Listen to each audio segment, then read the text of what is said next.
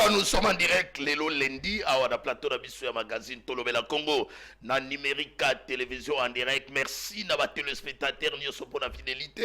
Vous allez belé pour la colanda magazine du peuple, magazine de la vérité. Vous allez présenter na mwana boka Yves Luamba, qui m'a visité surtout vous allez colanda biso na libanda ya mboka ba diaspora, vous allez toujours na souci à koyeba mai bazali koleka na ekolo République démocratique du Congo, totali wana lelo lundi to bandi bon début de la semaine na bandi konyo so bada kolanda biso très rapidement. C'est déjà l'heure de la vérité tikato banda déjà ndeko moko bengi ngai alobi na ngai tolobela Congo mwana mboka Yves Luamba lelo tozali ko comprendre sous te pasi d'abord pour na cause oxygène tozali kolala na butu nzete ezali kolingana te mo pepe ezali te entre temps problème ya courant epai problème ya mai epai problème ya transport et puis na problème ya gouvernement toko suka wapi mwana mboka Yves Luamba meka koloba na situation ngalo lobi na bango makambo ya mopepe ezali ngai te wana ezali makambo ya nzambe makambo ya mai régie des eaux il faut fournir effort babenga déjà na province ya Okatanga que ba travailleurs ya régie des eaux bazali kofuta mate kasi pour le problème il y a SNEL tika très rapidement to la sabino que SNEL azali kosala musala na ye rapidement communiquer comme libiso tika to sinale bino que na communiquer SNEL département il y a distribution il y a Kinshasa azali ko informer na ba clientèle que les perturbations observées dans presque tous les quartiers de la ville province de Kinshasa sont consécutives au déficit à la production ouest engendré par les arrêts de groupe G23 et F27 de la centrale hydroélectrique d'Inga 2 pour les travaux contractuels. Par ailleurs, les 10 travaux étant presque terminés, SNEL DDK rassure les clients concernés de la normalisation progressive de la desserte en électricité d'ici le 15 mai. D'ici le 15 mai, population dans la servie et SNEL profite pour présenter ses excuses pour ces désagréments liés aux travaux. SNEL DDK. Nabandeko badakolanda pour courant mikoloyo moya kotia ta ventilateur tepopem courant ezalite. SNEL adali kosala mosala à travers ces communiqués et comme les bino pour la kolakisa a besoin de bino et dans les préoccupations pour la biso awa na magazine Tolobela Congo. Autre dossier. Justice pour la famille du général Vumilia, décédé en 2023. Général Vumilia a sali 51 ans au service de la police. Propriétaire d'une parcelle sur avenue Victoire numéro 64, quartier Salongo, commune de Kasavubu. À son parcelle naïe général, fait général Vumilia, alors qui conforme dans tous les documents, à un certificat d'enregistrement, numéro cadastral et dans la carte. Acte de vente, mais on n'arrive pas à comprendre, déguerpir brutalement par la huissière Peniel Kapinga, sans titre. Peniel Kapinga, ou Adali huissière de la chambre provinciale des huissiers de justice de Kinshasa Gombe, accompagné de la garde républicaine. Bokene Rotala, Bokitana Kasavu, Bokene Rotala Leloyo, famille du fait général Vumilia. Basali de Gerpi, Miloko Dali Libanda, et Dali couper sa passe paiement. On se pose tant de questions. Famille, Badana jugement na bango. Parce que attaquer Kabango Tango Basombara parcelle. Boni, bateau, Badali, sans titre. On lieu attaquer jugement. Mais Bayeko de Gerpir, cette famille de général Vumilia. Mon Konzamboka, la justice pour la famille Vumilia. De comme Susukuta Komelinga Lobinanga, c'est la famille du général. Bazo Sibir sort ya boy. Boni sort ya petit peuple. Nous sommes dans un état de droit. Est-ce que ma camonio se photolé la cam au Konzamboka? Tikato tourner la page. Dossier ACP, parti cher ya Jacqueline Gobila. Na sepeli lelo parce que ba détracteur. Il y a secrétaire général Charles Moutamout. Oh baba neko finga koloba à travers ce magazine. Tango to vanter ba réalisation ya secrétaire général ya ACP. Parti cher ya Jacqueline Gobila. Le secrétaire général Charles Moutamout Oh, tolobi parti na kobima. Batondi sa stade de martyr. Bakena élection. Babimisi ba conseiller communaux. Babimisi ba député provinciaux. Babimisi ba député nationaux. Babimisi na sénateur. Et ça lié le qualité quitté. Il faut louer les efforts de ce monsieur. Très dynamique, l'homme de confiance déjà Tilingobila. Charles Moutamout. Bandeko ba détracteur ou ba bandeko finga balobi non, tolagi manipulé. Papa limbisa biso ngapela bengela bitala basengi bolimbisa alobi dada motema munene Yves Luamba naza na problème na bandeko ya parti te, ce sont des camarades de parti baya bazonga la droite chemin tous derrière la vision du chef de l'État. Avant si qu'on a kota na sujet tika lelo na meka kopesa éclairage par rapport ya exécution ya projet ya affaire lampadaire wana je crois que tant on a roloba complicité de la régie, on va nous aider avec la vidéo. Société Solecta. Babandi déjà mon salaire. Il y a installé un lampadaire, plus de 2900 lampadaires dans la ville provinciale à Kinshasa. Dossier est ça qui tolé, ça qui moi makelele. Bon, mon qui même un journaliste mususu badagi na éviter ceux qui corrompus. On a yoki ba mususu basomele bango lopango mwana mboka Yves Luamba oza ko confirmer na lobi oui parce que na sali na zoki tata mo dossier bandaki na kangaki maboko na lobi je dois faire mon investigation na sali ma investigation na ngapona dossier à lampadaire monsieur Samba Batili le monsieur innocent très crédible oyo mokonzi mboka tango sala ki appelle à lobi tozana besoin d'investisseurs ba ya na kata mboka oyo. Mais kasi on a comme on journaliste mal intentionné parce que les loyaux bazumbo est pas un IGF n'a pas évité mais IGF ça le contrôle a priori et a posteriori et la question en amont comme en aval ce qui m'ont dit maki IGF n'a pas yeba toi n'a pas yeba ce qui lampadaire ou on est pas coûter belé oh non. Comment lampadaire moro et oui coûter une affaire il y a à peu près plus de 4000 et quelques dollars. Mais je vous dis c'est par rapport à qualité, ma caractéristique il y a lampadaire il y a potomoko. Il faut qu'elle ne revienne vraiment. Na kitaki wana na 3h du matin, na kite kuna côté sur ya bumbu kuna pour aller vérifier. Ngayo tata on va la pause ya lampadaire. Mwita wana da kopela wana. Wana dali ya monsieur Batili. Tala ya kala yango. O sika.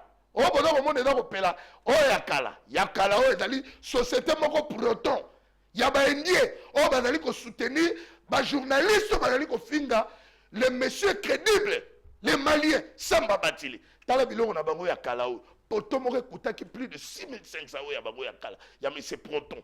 Et société Proton. Oh, voilà, mais c'est Samba Batili. Je crois que plus loin encore, les images vont la régie va nous aider avec la vidéo. Bon, moi, la question de Poussani, bon, comment on a même des caractéristiques, on a d'aller différencier. Et d'abord, on a même panneau solaire, on a bâti. Et dans mon les gars, on a la torche à téléphone. Bilo eza kopela longo la torche ya téléphone. On va comparer yango te na eza na sima. Wana mais c'est Samba Batili, ta la torche ya téléphone yango. Oza wana boy so ko même stylo on est capable de remonter. Ta la mais c'est Samba Batili. Lumière moko kaka ba poser, ba tonyo surtout batali balobi il y a la différence. D'abord panneau na yé ezali munene koleka oyo ya bilongo yo ba tjeli biso. Otali ba dire ya nini. Entre temps babiloko yo fandi plus d'une année na matadi kuna. Yango tolobaki tango mokonzi mboka lobi ke toza na besoin d'investisseurs biso moko ba congolais to ko dans la malaria et le Congo te pona ko bundisa ba investisseurs biso après investigation to yaga wana kata plateau peto bandi annonce bokomona yango dans les jours à venir to ko sala ba plateau spécial poto la kisake la vérité quelle que soit la durée de la nuit le soleil apparaîtra. Maintenant, après investigation, tu comme on a la vérité. Et puis, bonne chance dans la société. Solecta, il y a M. Samba Batili, on m'a dit déjà, installation, il y a poteau. Très bien. Maintenant, tu as ce que tu as dans le dossier du jour. Ah ouais, là, tu as le mélanine. Ah ouais, si j'ai autorité pour la vidéo, tu as un débat ouvert par rapport, il y a ticket, il y a bureau, il y a Assemblée nationale pour les comptes et il y a Union sacrée. Est-ce que la meilleure équipe est équipe à Bafouter? Tout le monde a qui primaire et salimaki. Kamere pour Yadaki élu comme président de l'Assemblée nationale. Entre-temps, réunion extraordinaire est dans qui convoquée. Et dans la semaine passée, samedi ou le dimanche. Kabuya Zalaki Nakati, Memba Zalaki Nakati, Mbosso Zalaki Nakati, Bahati Zalaki Nakati, Samalukonda Zalaki Nakati, Baronioso, 6 membres du président. Babibi Zelibiso ticket Union Sacrée. Nani Nakati, président de l'Assemblée nationale Vital Kamere, premier vice-président, professeur Chilumbai, deuxième vice-président, Mbosso Azoni, Mbosso. Rapporteur, Jacques Njoli. Rapporteur adjoint, on est dans compte de opposition ensemble. Kester, Serge Bahati, moi na Bahati, il y a dali Kester Azundi. Kester adjoint, Caroline Bemba, batoma gotuna, ndeko ya Bemba, ana ndeko ya Bemba to dali ndeko ya Bemba te. Mais biso moi to ki comme on est dali et d'abord quelque chose. Et loko yo sali tolé ya kusakana te. Ba député koto eza ko kabola bato. Population dans le Kabola Bato. Bato bazali ko critiquer yango. Balobi eloko liboso d'abord que présentation à ticket et sali ko violer d'abord règlement d'ordre intérieur ya Assemblée nationale. Par rapport à la représentativité ya ba province. Ba kombo mususu ezali awa ozo kanet to bandi Vital Kamere. Azana Sidi Kivu. Mwana Bahati Sidi Kivu. Baromi va laisser de Kivu. Jolie, Équateur. Okitina, Caroline Bemba, Équateur. Et d'aller déjà qu'on dérange. Et puis, ma population, les Kamouna népotisme. Mais dans la parti politique. Est-ce que tous ces gens-là, les membres dans la parti politique, intelligent, il faut que Bango, Bosso, il faut que Yazonga. Ah, on a quatre plateaux, nous allons réfléchir. Allez, très rapidement. Todana Nania, on a plateau, Todana Monamouka, Josué Mbumba. Pour les comptes et alliances pour les changements, Todana Anoukefou, la opposition toujours. Todana Monamouka, Trésor Kalala pour les comptes et union sacrée. 3 invités de Banda Bango. Battu spectateur Badakolana Bango. Allez, Jacob. Et Todana Monamouka, Josué Mbumba, de quoi alliance pour les changements. Très serré à Koyambayo, ah, on a quatre plateaux na biso. Vanda Malamo, on a Makambuya ticket. Et puis, avant Vanda Nango plutôt. Tikato paraphraser moi par rapport à voyage à Félix Antoine Tshisekedi.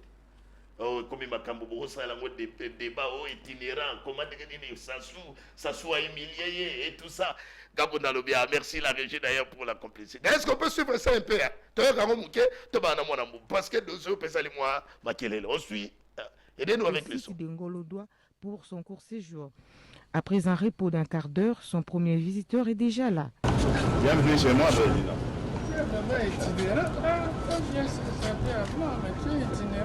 C'est pour venir te voir.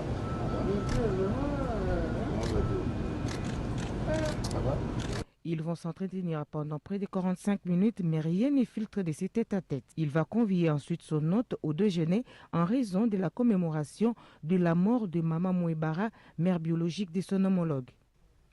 C'est certainement pendant ces cocktails que les deux présidents ont évoqué les questions liées à leur relation et même celles qui divisent. Il n'est un secret pour personne que ces derniers temps, la sous-région assiste à un rapprochement et à un réchauffement de relations entre la République du Congo et le Rwanda, sanctionnés par des accords économiques. Les Congolais de l'autre rive veulent savoir quel intérêt la République du Congo a de coopérer avec un pays qui agresse son voisin, la RDC, et puis ses richesses. On suppose que Félix Antoine Tshisekedi. Toke rapidement pas mon amboka Josué Mbumba. 5 minutes na pesi yo bandi na makambo ya visite à mokonza mboka po ekokota makambo ya ticket ya bureau définitif ya Assemblée nationale. Présentation nango pona yo ezali meilleure équipe ou bien bafouté. À vous. D'accord, merci beaucoup pe mbote na bako débatteur tozana bango elongo lelo. Nazali kotombela ere mariage na ndeko nanga Trésor Kalala. Et matoni mingi na peuple congolais ba kolanda biso bazuli bakwa kolanda biso lelo. Il faudrait savoir que l'honorable Jean-Marc Kabunda Kabund, président et à parti politique Alliance pour le changement, a sali une année 9 mois, soit 91 semaines, 98 semaines où Azali détenu et condamné na condamnation mort unique la prison centrale Yamakala, Topel Sukoloba Sali, 643 jours, il y a détention irrégulière et cavalière kolandisa mana condamnation oyo elongo bana quitté vie statut na ye parlementaire. Et alors peuple congolais le col bozali ko constater le président de la République azalaki na Brazzaville ou azali qualifié d'itinérant. Si tu as un dictionnaire, itinérant, ça va encore créer un petit problème. Ça va créer encore un petit débat. Parce que c'est une humiliation parce que lorsqu'on parle d'itinérant, c'est-à-dire quelqu'un qui n'a pas un domicile fixe, il voyage en tout moment, il se balade en tout moment et c'est compliqué.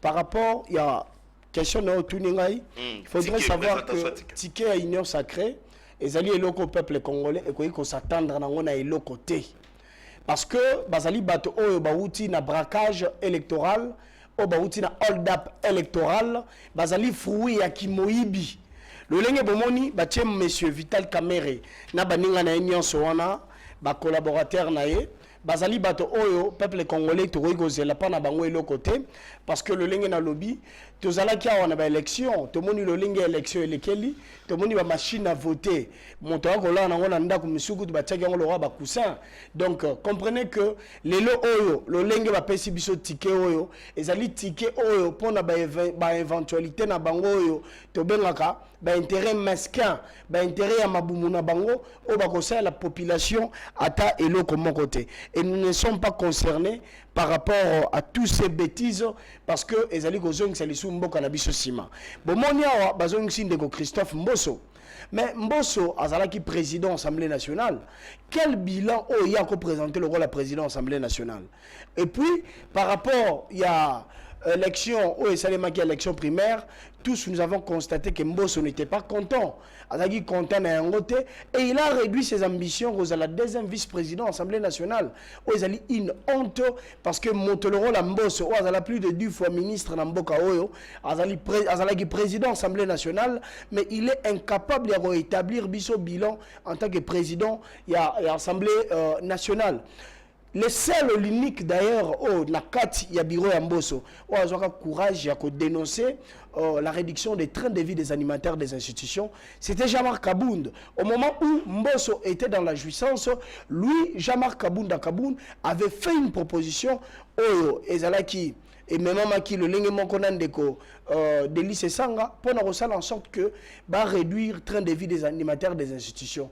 Au Ezala, bienvenue na exécutif oyo ezali ko kambama pande ko Félix Tshisekedi pe premier ministre batikala ozala content na yango ata mukolo moko te. Donc tous ils sont à la recherche des intérêts mesquins et cette Assemblée nationale n'a qu'un seul rôle ou un seul objectif primo au bango bazar ko luka kosala, c'est le changement de la constitution.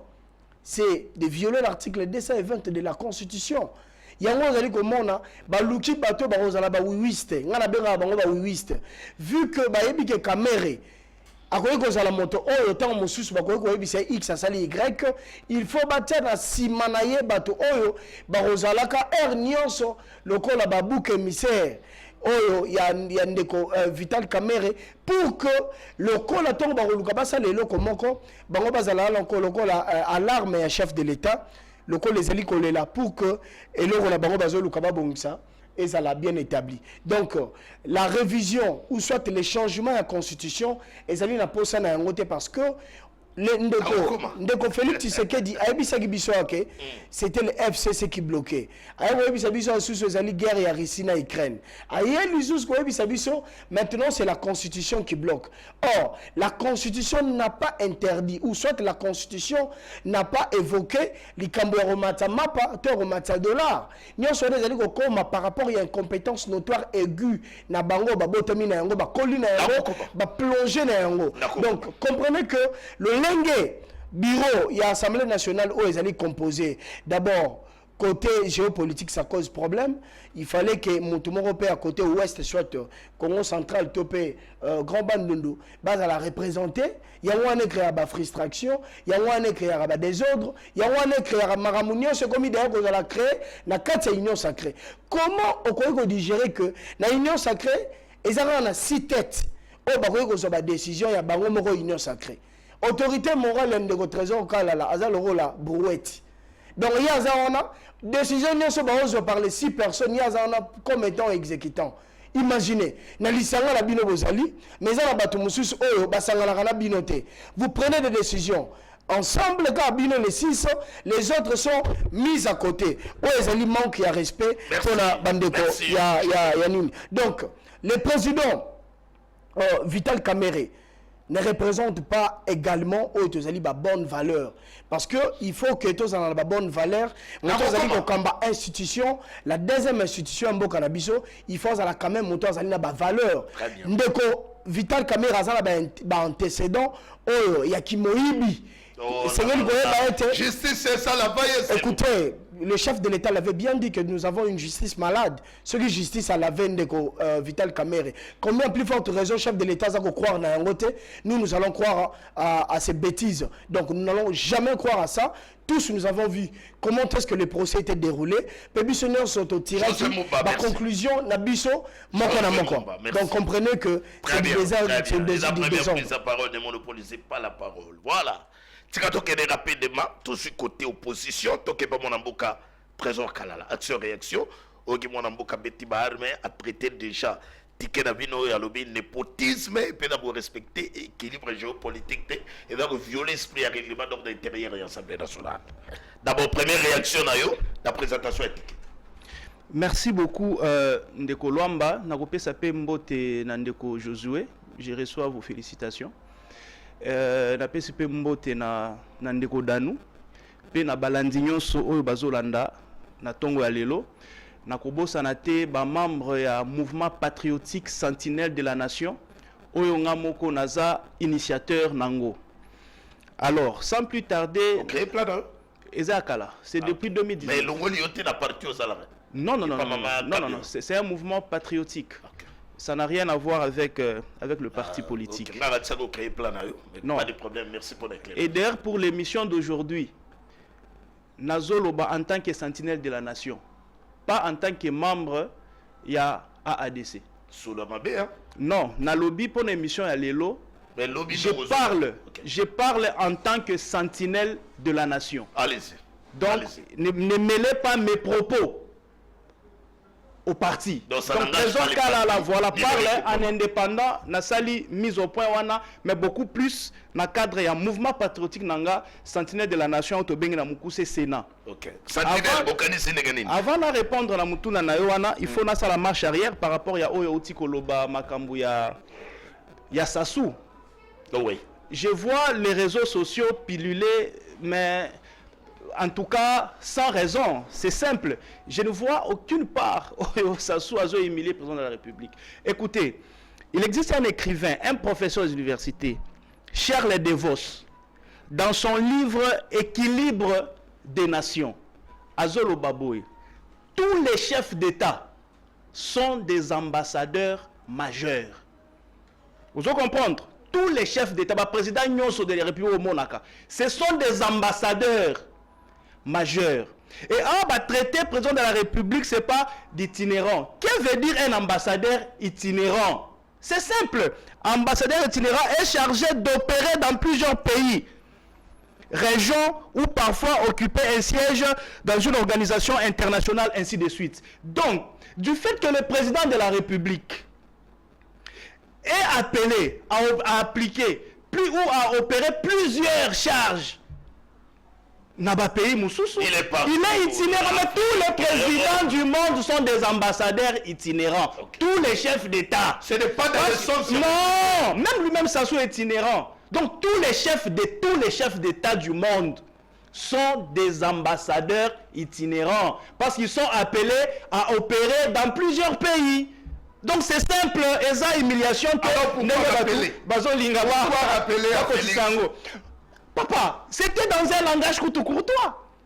C'était dans un langage courtois. Tous les chefs d'État sont des ambassadeurs. Peuple congolais, chers étudiants, chers élèves, tous les chefs d'État, tous les chefs d'État sont des ambassadeurs itinérants parce qu'ils sont appelés à opérer dans plusieurs pays. C'est plus simple que ça.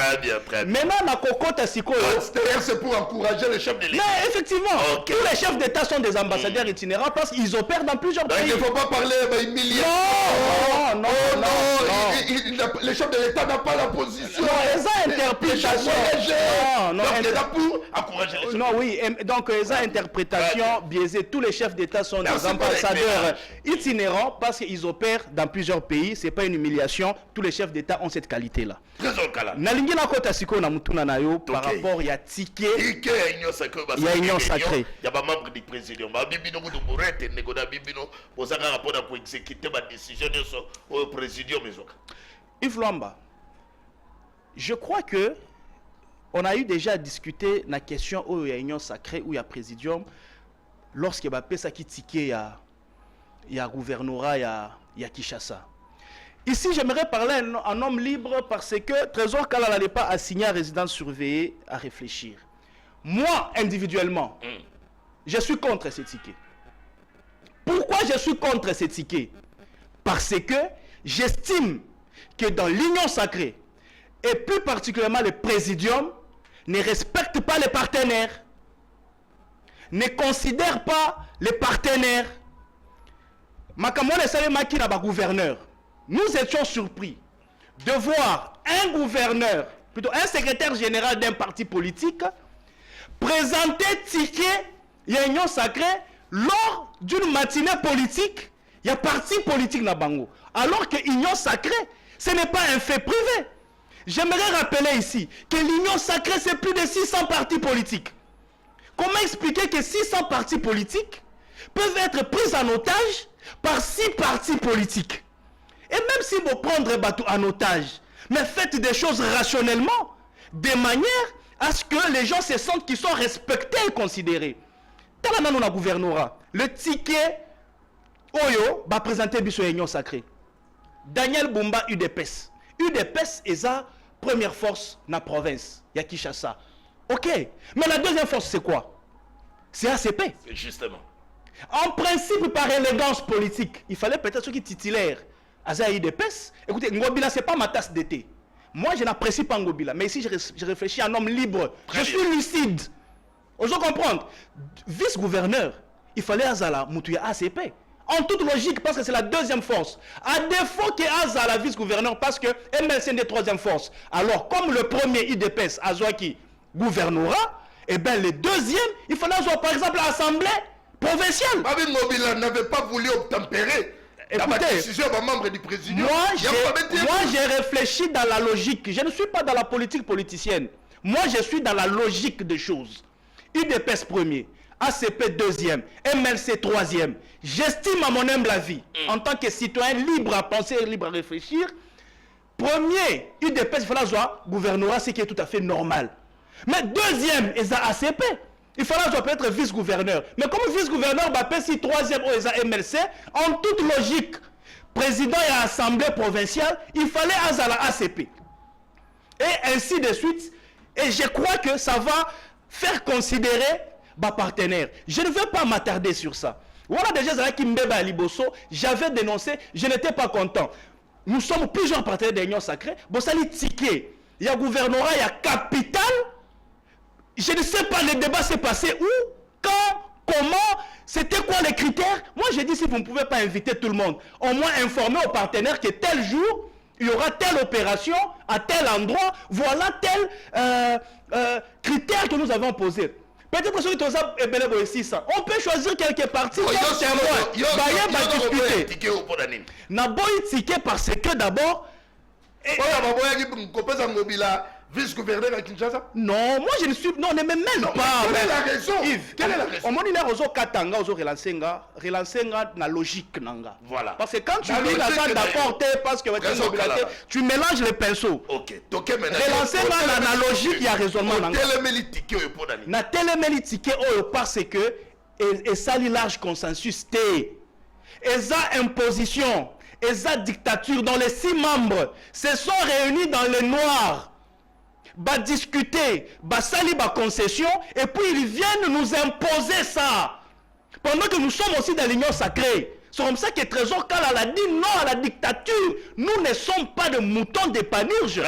Nous ne sommes pas des suiveurs. Nous sommes la politique pour participer à la gestion de la République. Merci. Nous avons tous des ambitions. Merci. Donc ici, Trésor Kalala rejette ces tickets-là et exige qu'il y ait large consensus pour que tout dégager ticket oyo et qu'on tient ma partenaire à l'aise pour finir définitivement de Yves.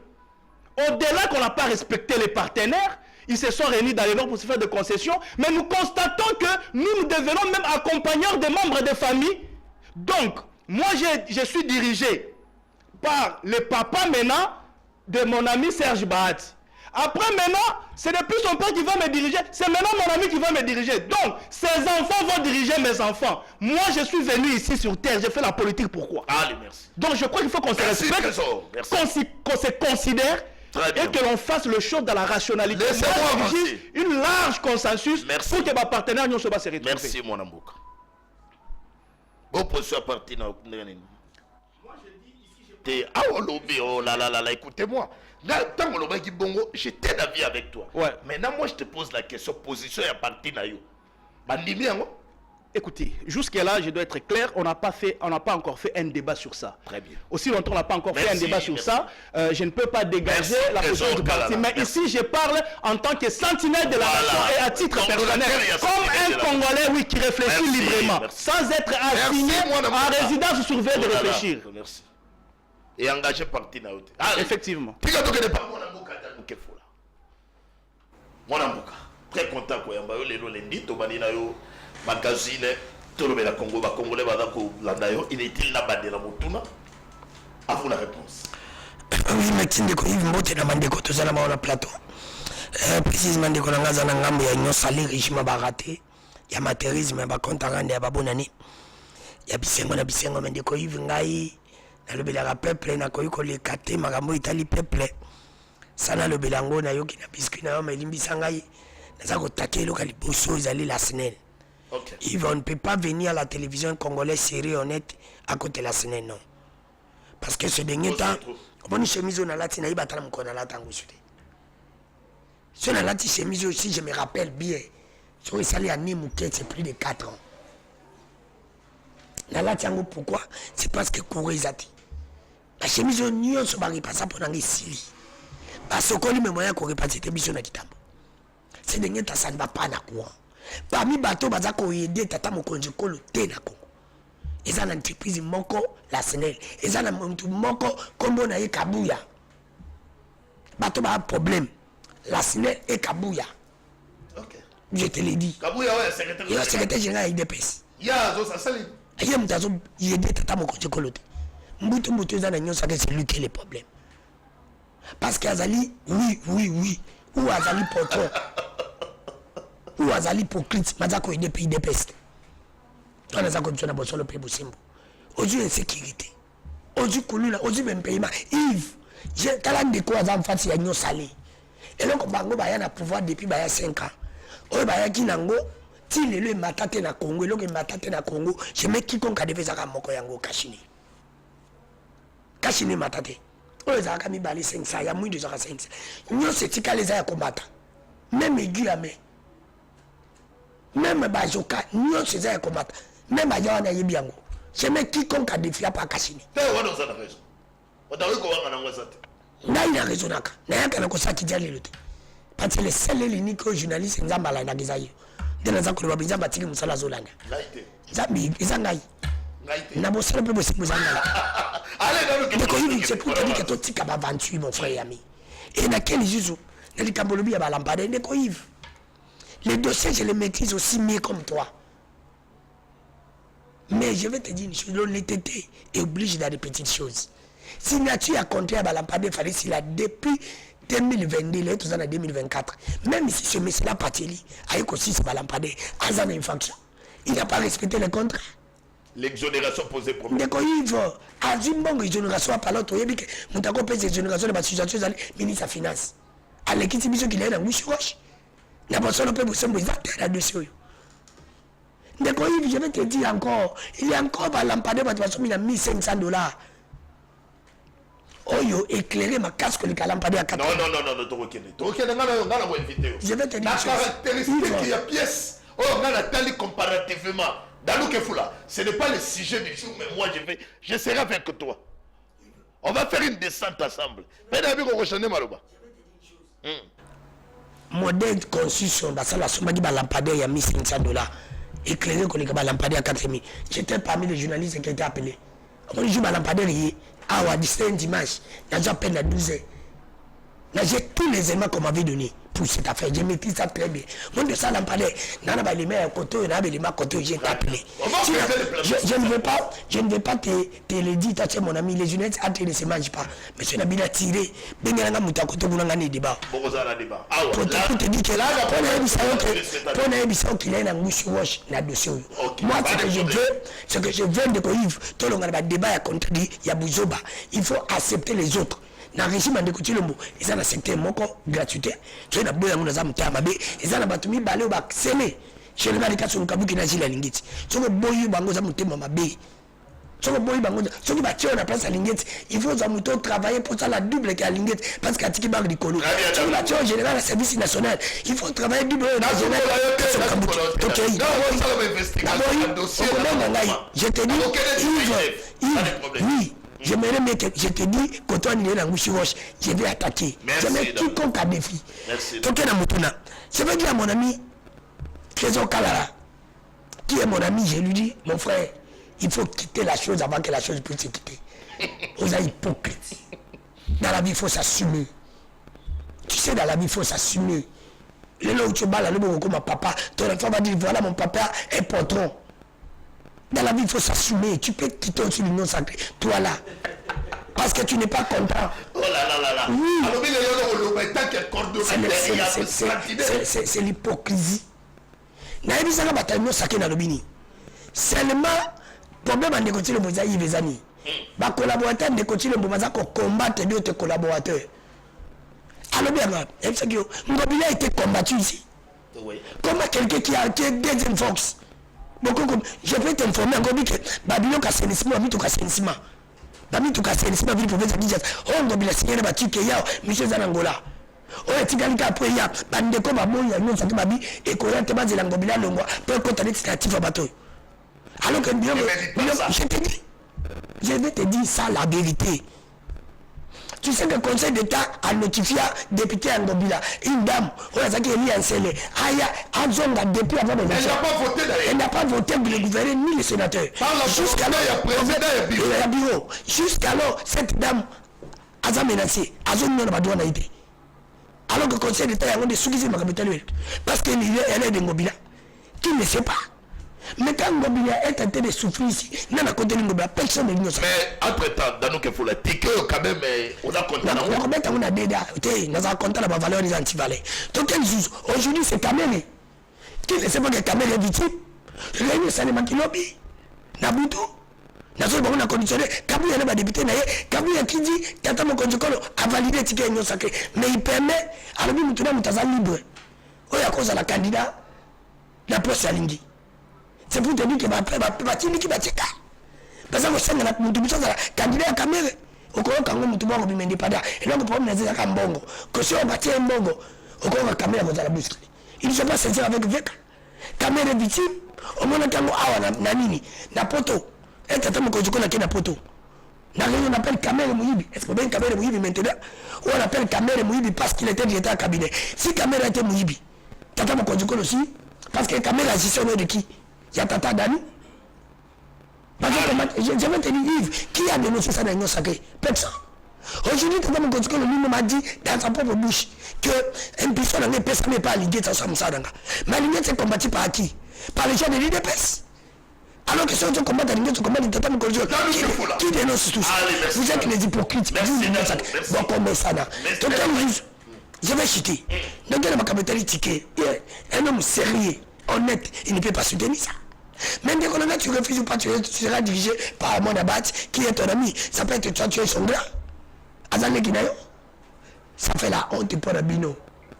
Nekoïv, un Congolais sérieux ne peut pas accepter des choses pareilles. Ouais, les amis musiques, les amis cop. Nekoïv, je te le dis. Dans le but, d'abord, je te dis les amis musiques, les amis cop. Cop et Bani n'a parti na bango. Par exhibition que ma partie politique, ils ont ma boutique na bango. Et ça va bon, on a besoin de retirer mon toto lingi. On avait tout un mot. D'accord, Yves, est-ce que mon toto mot sur l'outil bas à l'écolo? Au qui mot ça s'est dit, tu vas jouer à ça. Olinga majeur basala. On est la première division. Moi je suis à Sissi carré. A beti ba la réalité sur la Yarabe. Le roi Messi. A beti ligne de carrière au sous sa carrière. Mosso a beti abi le rwanda za Sissi majeur na kitamati. Est-ce que Mosso vraiment peut être deuxième vice-président? Jamais. Avec tout ce est-ce que mon abati peut être là? Est-ce que Njoli peut être là? Tout ce monde là-bas va sala. Nani babo sala kini pour bazonga wana. Moi j'estime que ndeko na eloko je vais évoquer ce que mon ami a dit. Ba ndeko ya nyo sacré faut quitter la chose avant que la chose. Et là on va dire banga na nyo sacré za chômage na prison.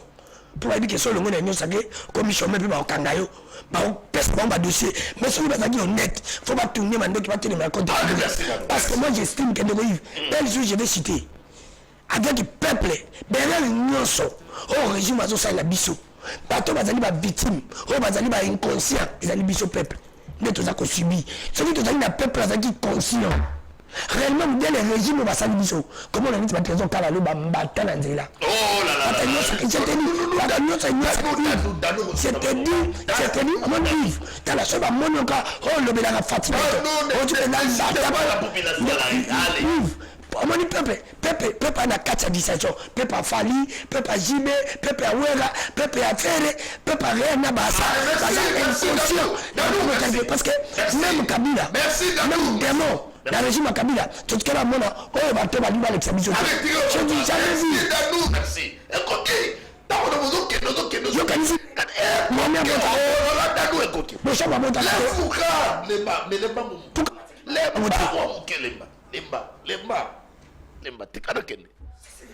badepute nationaux baza kozela naoki badéclaration mosusu balobi biso mpe toza kozela bakado ya kabuya bajipo apesaki na badepute provinciaux bango mpe na tiki oyo bakozela bakado ya kabuya kena kopesa bango bakado ya bajipo ena ngai te na badepute ngai nabengi kaka na tuni nalobi boza konta na tiki oyo bobi toza na biso konta mais dans une condition. Et ça va comme la corruption et la motivation. Comme Kabouya motivaka. Aïe la mission de Jeep, tu vas voter ticket. Mais ce qui va voter, tout le monde a népotisme dans les hauts. Tout le monde a respecté l'équilibre géopolitique. Maintenant, n'a pas José Mboumba. José Mboumba. Ce qui est qui m'a un changement de constitution, mon Kodamboka, l'Obaye, les Bandamboka. Lors il y a son interview. Total Vital Kamere, la première a gagné. Kassimacheli Vital Kamere, au monde a que contour moko. N'est-ce pas que quelque part, surveillance, Vital Kamere fait peur. Dernièrement que Vital Kamere azali bête noire, il y a une union sacrée. Pourquoi? Parce que au moment Kamere azali muto oyo et sengelaki azala humilié de mon côté. Le chef de l'État était là. Derrière Kamere, na ba actionnaire sur Kamere abandé ko sala. Le nom oyo Vital Kamere azali lokola candidat, il y a une union sacrée, mais tout en sachant que Kamere a un libre penseur, c'est-à-dire moto a raisonné au moment où il y a un petit problème. Tant que déjà au moment qui bitumba et bani la union sacrée contre Vital Kamere. Et ça veut dire parce que Vital Kamere azali moto oyo bakoye bisa X asali Y parce que Vital Kamere il faut que bango pe azana ba ambition ya kozala candidat président de la République na 2028. Alors Kamere peut en limiter le lenge basal déjà kabal na bango luka changer constitution. Vital Kamere peut en limiter parce que boule na bango ezali nini ba illimité mandat chef de l'État. C'est-à-dire le Lengue Fachaza na deuxième mandat. Bapé c'est ma coquille, il y a aucun atteint na troisième mandat, na quatrième mandat. Quand l'on dit c'est mon maloba, oh Kabouya le baki na matinée politique ya IDPS. Oh le baki était, na EBCB ne gawazali mandat souka. Est-ce que tu sais bango di sous? Kabouya le baki ango, na EBCB ne gawazali mandat souka. Est-ce que il y a déjà un plan? Tiko yo ba coquille, comme même abisso na changement de constitution. Ticket oyo ezali uniquement pour la révision de changement de la constitution. Avec Kamere dedans.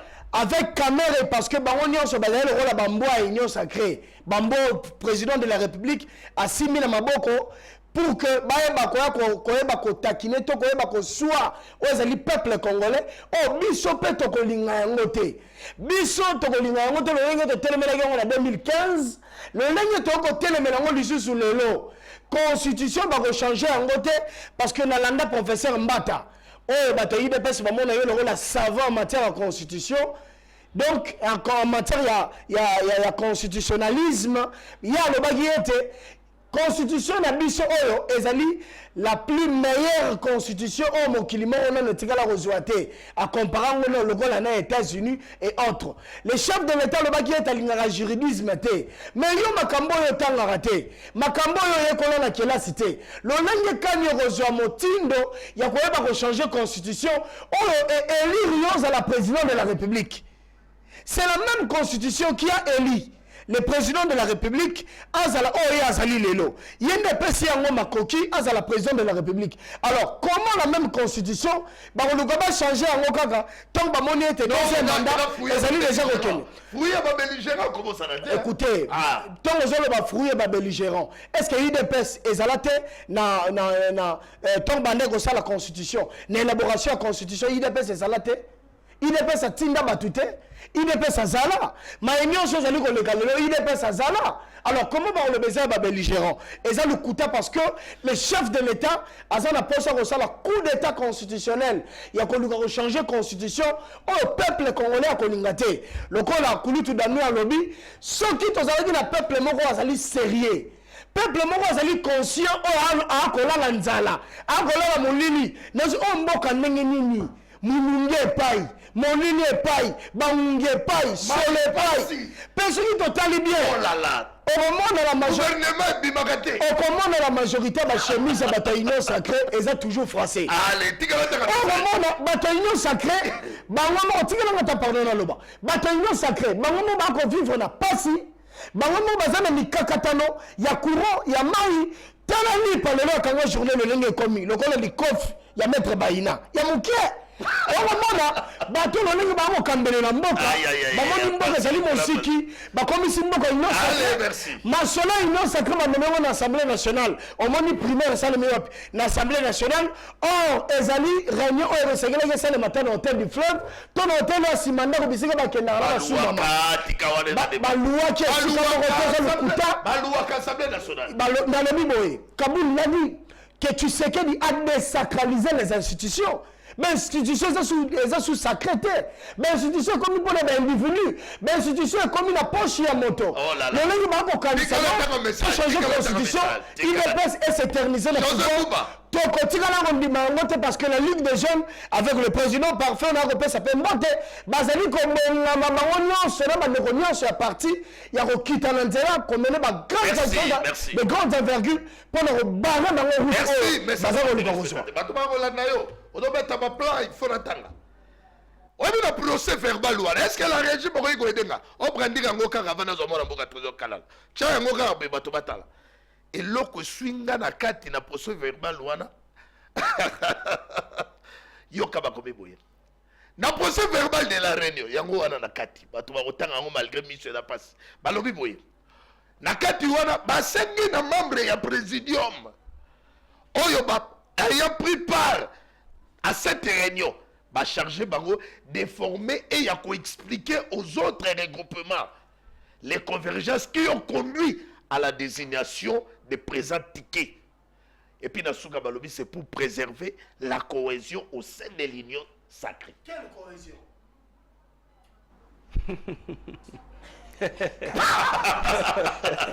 Quelle cohésion? Bon. Quelle cohésion? Parce que on a bouté Kabouya, on a bouté. Et là. Pour préserver la cohésion. Bon, au nom de la cohésion, je crois que non. Membre du président ont raison. Dans la cohésion, mon côté Zawana.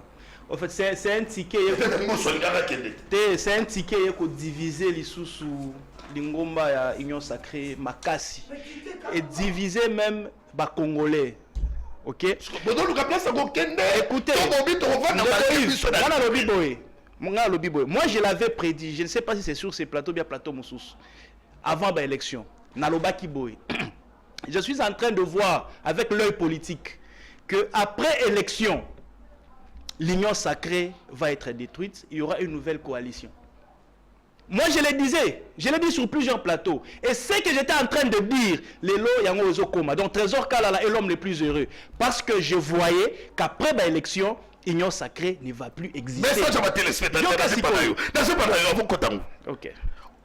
Comment on a tout dit, émission préférée, merci beaucoup. Au regard de tout ce qui se passe, n'est-ce pas que Cardinal Fridolin Ambongo avait raison que le problème, il y a partage, il y a gâteau, il y a de ma frustration. Non, ne mélangeons pas Ambongo Aloba qui a un contexte moussou. Ambongo l'a dit en encourageant Baoyo Bazo qui est de côté à rébellion. Il a dit, en d'autres termes, il justifiait le fait que Batubazo... C'est différent. C'est différent. Non, c'est totalement différent. Okay. Ambongo, ses propos, c'était très poignant. Lui, il avait dit, ce qui Batubazo qui est de côté, c'est parce que le gars, donc, il justifiait des parts. Il y a battu la rébellion. Chose qu'on ne peut pas tolérer. Donc, c'est deux choses totalement différentes. Oh, attends, frustration, toi, ça la non, mais écoutez, il n'y a aucune raison de Kolwamba. Aucune raison ne peut te pousser aux Amando qui contre les innocents. Le président de la République, Azanaouya, ou bien on a parlé de la nation. Pourquoi Bazo Amando quitter la Kishasa Awa, Bakende ko attaquer Kuna, mais Bazo Mando, Bakende ko Bomabato Nord Kivu, innocent. Pourquoi tu vois cette population innocente pendant que Tshisekedi est ici, c'est lui qui vous a lésé. Commencez une rébellion à Kinshasa. Merci. Attaquez le président Tshisekedi en Ganyama. Pourquoi il faut aller Ambongo n'avait pas raison de donner des justifications pour la Batouana. Vraiment. Ici, Nalingina Lobaboy. Le président de la République, le vrai opposant au président de la République, Eza Moïse Katoumbite. Le vrai opposant au président de la République, ce n'est pas Jean-Marc Kaboun, que j'aime beaucoup. Le vrai opposant de Félix Tshisekedi, ce n'est pas Joseph Kabila, Fayoulou et les autres. Le vrai opposant de Félix Tshisekedi, ce sont les gens en qui lui a placé sa confiance pour qu'il travaille selon sa vision, mais qui, eux, font du n'importe quoi. Voilà les vrais opposants. Il y a Félix Tshisekedi. Et je ne peux pas encourager des bêtises. On vous responsabilise et puis bien besoin qu'il y ait outre mesure. Et moi, je vais vous acclamer parce que je suis de l'union sacrée. Ah non, moi, je soutiens le président de la République. Je le soutiens pour qu'il réussisse le mandat. Toi, tu crois que moi, je suis content lorsque Kourezo qui n'est pas ma pamba? Non, je mets le DG de la SNEL à l'index. Qu'il tire très attention, on dirait qu'ils ont joué jeu à M23. On dirait qu'ils jouent les jeux à bateau. Il faut pas ça le soulèvement populaire. Le DG de la SNEL. Les DG de la régie des eaux. Osez comprendre. Moi, je ne peux pas commencer à mettre de l'eau dans mon vin lorsque la population doit souffrir parce que je suis dans l'union sacrée. Ah non, Trésor Kalala, c'est une sentinelle. Je suis la sentinelle de la nation. Naza Sinzili. Et tout le monde Trésor Kalala, pour le député au lobby, il faut Kabouya passe un cadeau avant de voter ticket l'union sacrée. Moi, j'ai entendu que Bakado a eu ma motivation. Oui. Si on a donné aux députés provinciaux, motivation. Bon, moi je crois que peut-être pour équilibre, qu'on donne aussi, que l'on donne aussi aux députés nationaux. Ça serait ça l'équilibre. Donc moi je me dis, ce qui va provinciaux, qu'est-ce qui va empêcher que va s'appeler bas nationaux? Va s'appeler bas nationaux, moi je crois que ça sera ça l'équilibre et la justice dans la IDPS. Très bien. On comprendre. Mais ici, la ligne quand même la Tchesco bala terre. Non. Ah. Batu bazo poser une question. Nalingi na chuter en douceur avec Ndeko Danou. Ndeko Danou lobby, je suis flatteur, je suis hypocrite. Mais je crois que Danou est premier flatteur et premier hypocrite. Ndeko Yves, moi j'ai fustigé ici. Tike Oyo. J'ai balayé tous les points. Il y a népotisme, il y a tribalisme, il y a une cachotterie, ça s'est boutiqué dans les noirs. Mais Danou a lobby, awa. Mais si Tike Oyo, au moins deux personnes du Sud Kivu, deux personnes à Équateur, si c'était deux personnes, il y a Kassai, Danou a pas passé la bilamba dans le plateau. Ah, au moins a Betchango Kara. Alors, dit que non, deux personnes à Sud Kivu, à Betchango Kara. Alors, dites non, pourquoi deux personnes à Équateur, à Betchango Kara? Mais ceux qui deux personnes à Kassai, les connaissants, Danou a pas passé la bilamba. Donc, le premier hypocrite. Le premier flatteur, c'est Danou. Et il faut arrêter l'hypocrisie, il faut arrêter la flatterie. Sois juste. Place ma baise. Nalobaka bosolo pe bosembo. Nalobaka bosolo pe bosembo. Bosolo pe bosembo. Voilà. Mais pourquoi fustiger qu'il y a 2 personnes du Nord Kivu, il y a 2 personnes de l'Équateur. Mais si c'était 2 personnes du Kasaï, on irait au Ganga, au Pasola Bilamba. Donc, prochainement, il faut que ma baise sur les Amabé dénoncer Yango. Et là, c'est toi qui es le vrai flatteur, c'est toi qui es le vrai hypocrite. Là, la lobby, il y a les Mingi. Ah, au moins, c'est quoi?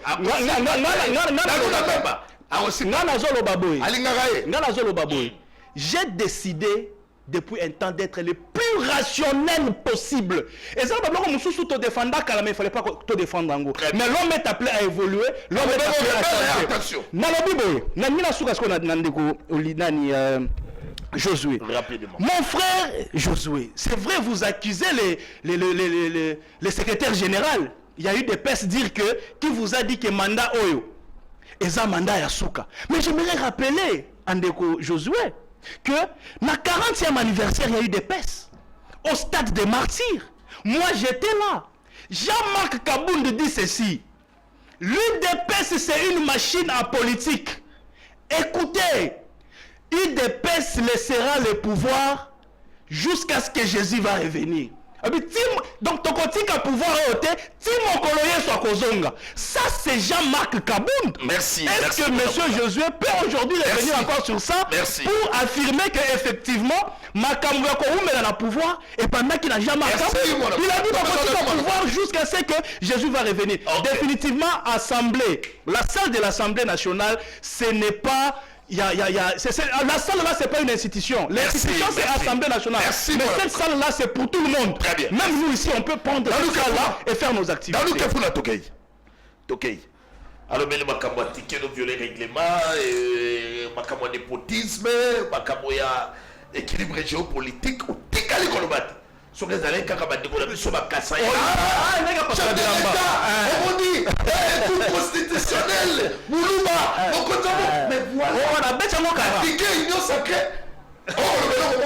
On dit, espace équateur, Bazoui, déposté, tant on dit, c'est de qui vous déposte. De quoi bêtir? Bêtir, plan. Écoute. Merci. Tu sais, quand nous venons sur le plateau, il faut Kakabaninga. Dans la vie, on a la boya Kaizali, comme ça la meli-melo. Et on a boya comme ça la meli-melo, qu'on copie Baninga. Je pense bien qu'un homme intelligent aussi suit les autres et fait aussi la différence. On est sur le même plateau. Quelque chose que toi tu as évoqué. On a d'accord le bangote. Si on a le même, vous en a copié. Tu as déjà évoqué ça. Mais on ne combat pas l'ambition. Il faut pas sentir que Dani qui fout la réfléchir. C'est pas vrai. C'est ça aussi la grandeur de la réflexion. Et non de copier la réflexion. Je ne peux pas copier la réflexion de l'autre. Et sur le plateau, vous avez dit ça même pas 5 minutes. Non. Si la honnêteté intellectuelle obligée, voilà ce que tu avais dit. J'ai appuyé. Mais comme je ne l'ai pas dit, je ne peux pas prendre ça. Et puis, non.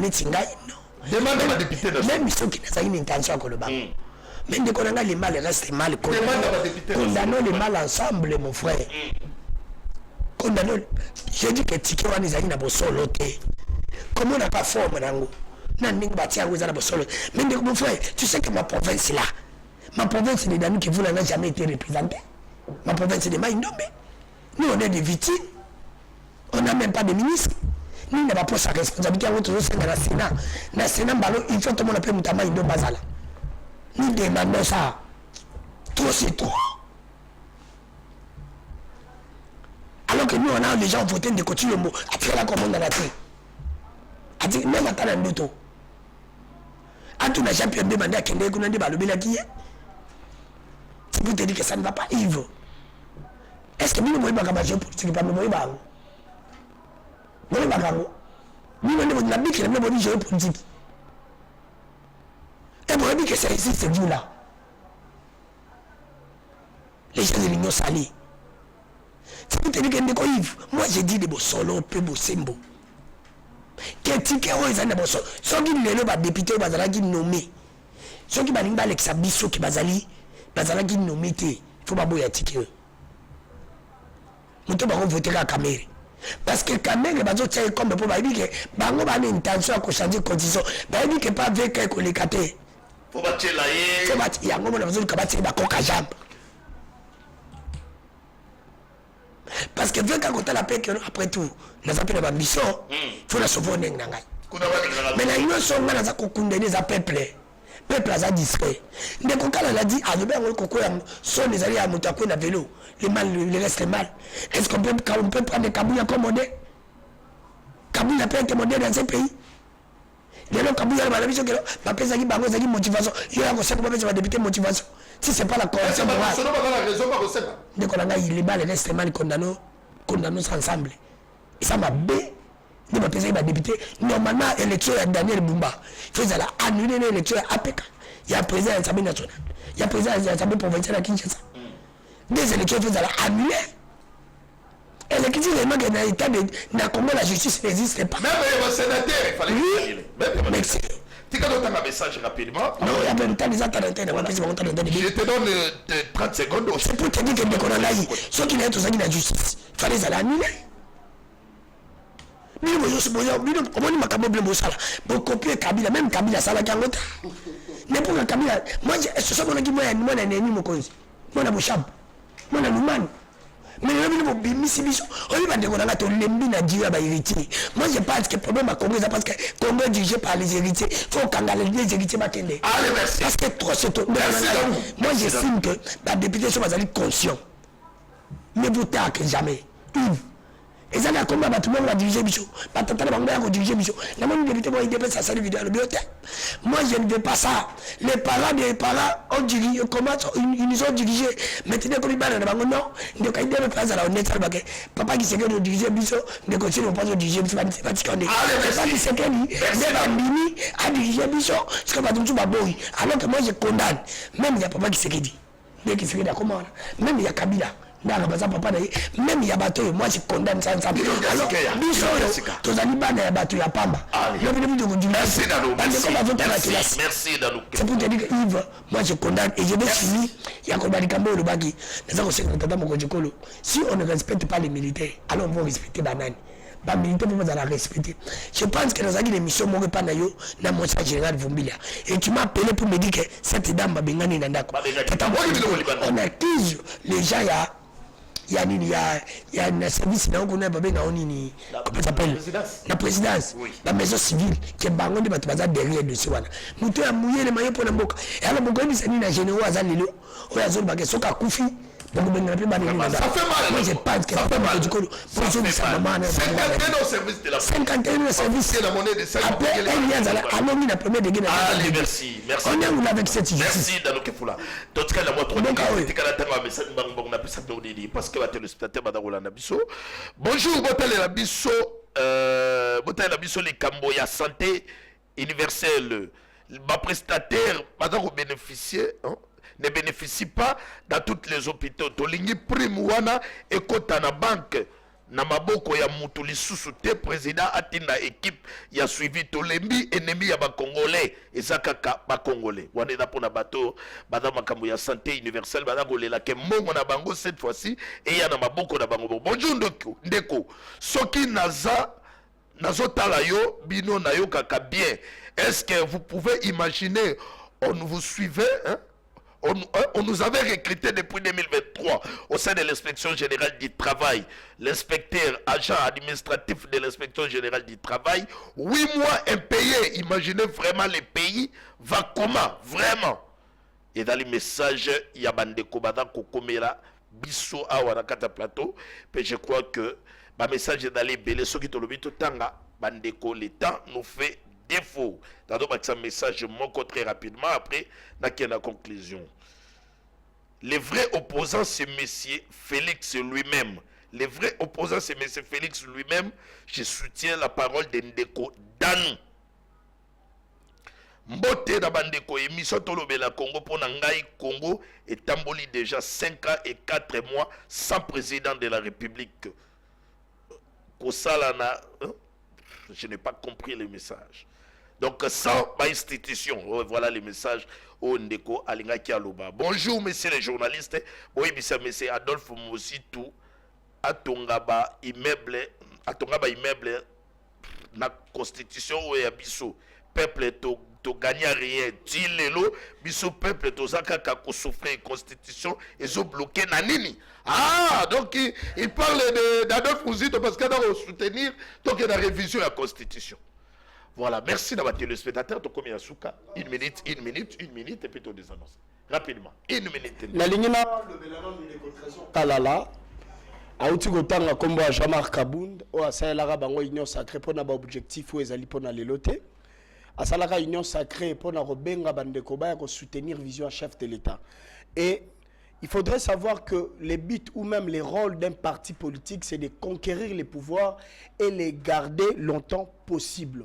Mais on ne peut que garder les pouvoirs si le bilan est positif.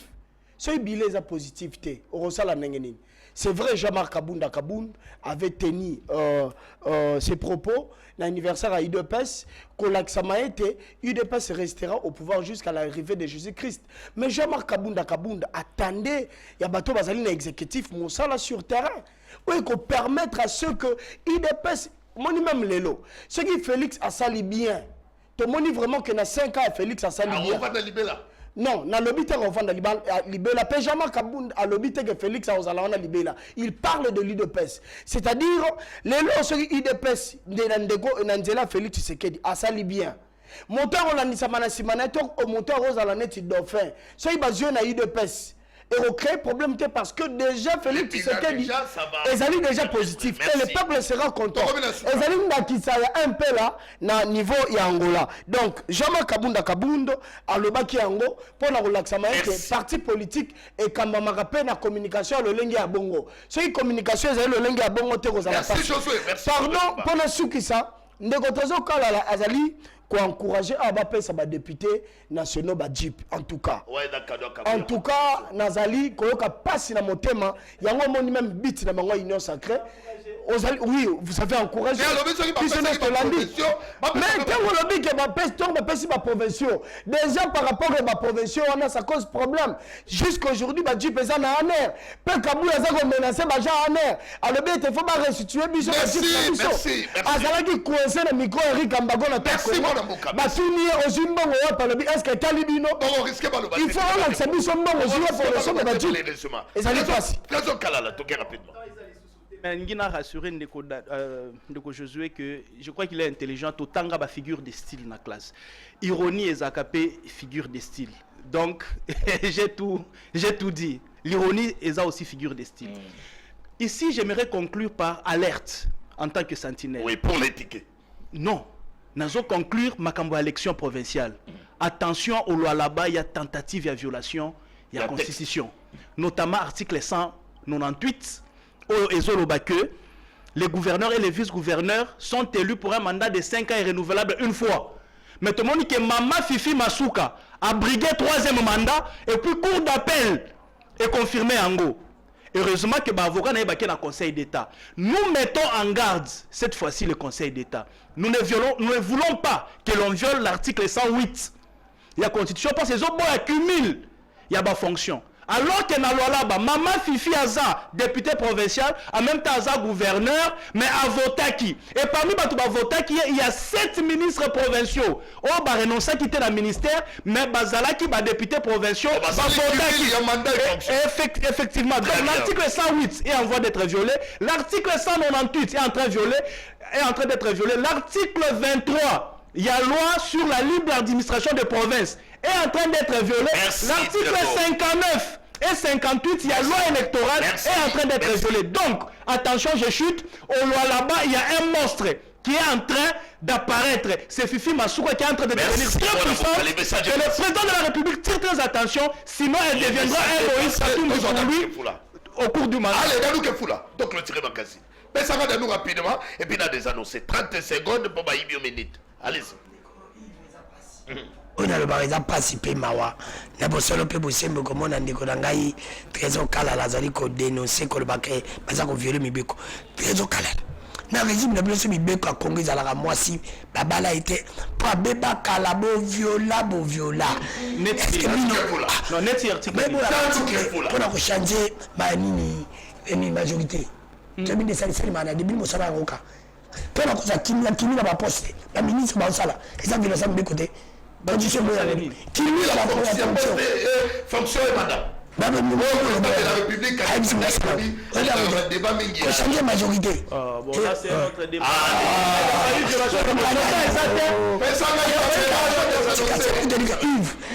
tata mokonzi ekolo boye tata mokonzi ekolo mboka congo eza dirige te comme si moto asombi mutuka sika aza na mutuka na ye atie kabila sikoyo akoti na mutuka bino atambola azotambola ayebi place azokende te mboka eza dirige kaka boye toyebi place azokende te sa fiti. Allez, merci de votre téléspectateur. Magazine du peuple, magazine Tolobela Congo. Débat ezalaki makambo ya ticket union sacrée. Vital Kamerhe, président de l'Assemblée nationale. Premier vice-président, professeur Chilumbai. Deuxième vice-président, Mbosso Koudia Mpouanga, Azongi Lissous, Makitinde. Rapporteur, Jacques Njoli, rapporteur adjoint. Il y a opposition, Kester Serge Bahati, Kester adjoint, Caroline Pemba. Diamond Nakinde Bao.